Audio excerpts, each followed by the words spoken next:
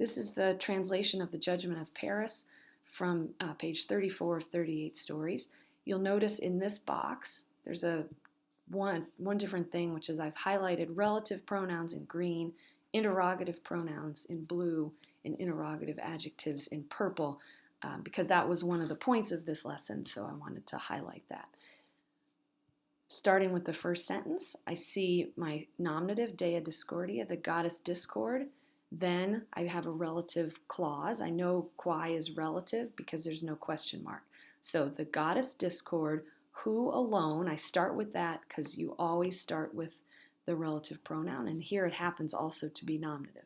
Who alone, non erat vocata, go to the verb next, which here is negated, had not been called, pluperfect passive, to the wedding of Peleus and Thetis. So ad nuptias is accusative, pelei theta disque is genitive. Was moved by anger. So the main clause of this sentence says the goddess Discord was moved with or by anger. And then you have a relative clause that tells more about her. Igitur, therefore, there's certain words in Latin that come second, but you translate them first, and this is one of them. So, therefore, she threw, and since there's no red in this clause, then I have to grab my subject from what has come before. So, therefore, she threw, and here I'm not going to do the direct object next because it has a relative clause attached to it. Instead, I'm going to deal with everything between the verb and the direct object. So therefore, she threw into the palace, that's a prepositional phrase, then immortalium deorum is genitive. So into the palace of the immortal gods, a golden apple, in quo, and I know from gender that quo's antecedent is malum. So on which, again, with relative clauses, always translate the relative pronoun first. On which these letters, that's nominative, had been written. So your plan for relative clauses is relative pronoun, subject, verb, object, or relative pronoun, nominative, verb, accusative. On which these letters had been written, pluperfect passive.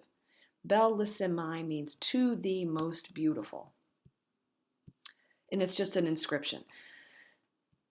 Cui here, I know, is an interrogative pronoun because there's a question mark at the end and there's no matching noun. So cui is dative. As with relative clauses with questions, you always start with the question word, then you translate the subject, then you translate the verb, then you translate the object. So to whom ought the apple to be given. So I'm translating debet as ought, and the reason here that I put the helping verb out front is because it's a question. So to whom ought the apple be given? And then we get a series of datives, to Juno or Venus or Minerva. Again, those are all indirect objects. Next sentence, etiam Jupiter ipse, even Jupiter himself is afraid to make the decision. So here, timeo is taking a complementary infinitive. Is afraid to make, and then eudicium is the direct object here of that infinitive. Even Jupiter himself is afraid to make the decision. And so, and now I go to my subject in red, and then my verb. There's no direct object here. Those three goddesses come, and here's a prepositional phrase, to Paris, and then filium regis Troiani, this is accusative, and these are genitive, the son of the Trojan king, where filium is in apposition to paradem. Appositives are two nouns in the same case, one of which describes the other. So to Paris, the son of the king of Troy. Sorry, the son of the Trojan king. Okay, next paragraph. Oh, dear young man, they say. Then we get to quis, which is an interrogative pronoun. So you translate it who. Who Nostrum is what's called a partitive genitive. Who of us, now go to the verb, is most beautiful, tua sententia, in your opinion?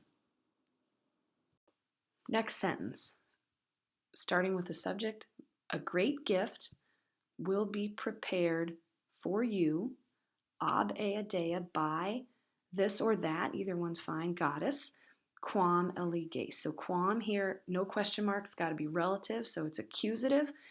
I know that from the ending, so it's whom, eliges, future tense, you will choose.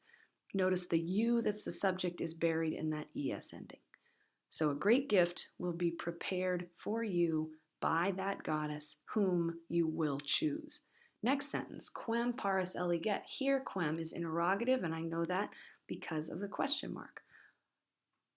As with relative clauses, questions, you always start with the question word. So whom will, the helping verb comes out before the subject. So whom will Paris choose? Next sentence, quo dono. Here, there's a question mark and a matching noun. So quo has to be an interrogative adjective. By what gift will the mind of the judge be moved or be persuaded? Juno is able to make him king. Minerva is able to make him a general, like a military general. Venus, however, is able to give to him, ae is dative, Helen, the most beautiful of all women. Last paragraph, starting with the subject, Paris, victus est, was conquered by love and gave, and since the verb is active, you're looking for a direct object, and there it is in green, gave the golden apple to Venus. Remember that verbs of giving often have indirect objects in the dative case. And so, and then we get this little parenthesis clause. I would just do that up front. You follow the same rule. If the story, horum factorum, is of these deeds, so I'm going to have to squeeze it in somewhere. We'll wait till the end to decide where. So if the story is true, and then where does of these deeds sound best? With story. So if the story of these deeds is true, now we get to the subject of the sentence, Helena, and then here there are two verbs, kapta, but he's left out the est because it's at the end of the sentence. So Helen, but you have to supply it to translate it. So Helen was captured and was led, and now we have the prepositional phrase. Save that for the end. To a new place, and then Troion is accusative because it's in apposition to locum. So to a new place, comma, Troy. Last sentence, quod bellum, question mark at the end, and a matching noun. So quod and bellum match in case, number, and gender. So quod here is an interrogative adjective, which means you translate it what or which. What war, gestum est, you go to the verb next, has been waged, and finally do the prepositional phrase, on account of, propter means on account of or because of that woman, question mark. Answer is the Trojan War. Okay, let me know if you have questions. Take care.